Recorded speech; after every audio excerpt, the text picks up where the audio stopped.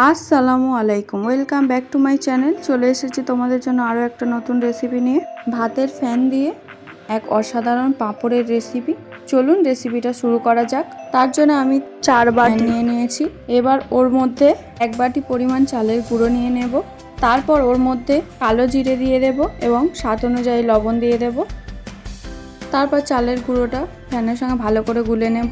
তারপর এইরকম পাতলা মতন একটা ব্যাটার বানিয়ে নেব। গোলা হয়ে গিয়েছে, এবার উনুনের মধ্যে কড়াটা বসিয়ে দেব এবং উনুনের জালটা আস্তে আস্তে করে দিতে থাকবো। আপনারা যদি গ্যাসে করেন তাহলে গ্যাসের ফ্লেমটা একেবারে আস্তে করে দেবেন এবং ব্যাটারটা কন্টিনিউয়াসলি নাড়াচাড়া করতে থাকবেন, না হলে তলায় লেগে যাবে।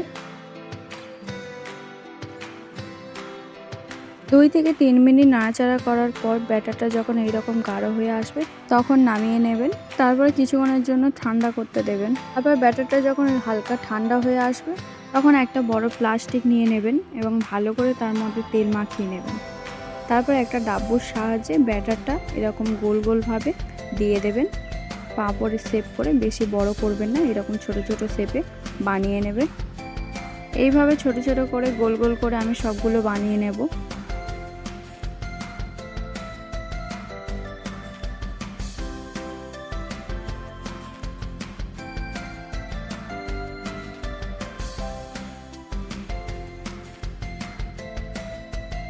আপনারা চাইলে এই ব্যাটারটার মধ্যে হালকা ফুড কালারও দিয়ে দিতে পারেন, তাহলে কালারটা আরও বেশি সুন্দর দেখতে লাগবে। চলুন এইভাবে সব পাঁপড়গুলো বানিয়ে নেওয়া যাক।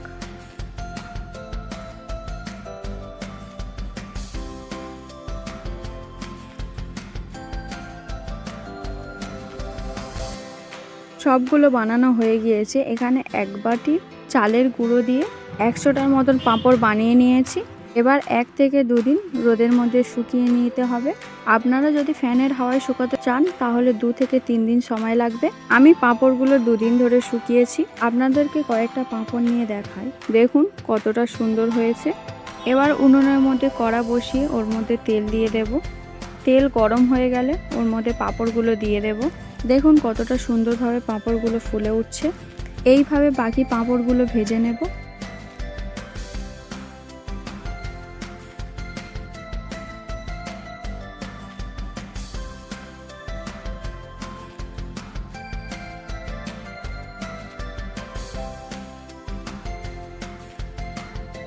এখানে কয়েকটা পাঁপড় ভেজে নিয়েছি, বাকি পাঁপড়গুলো আমি স্টোরেজ করে রেখে দেব।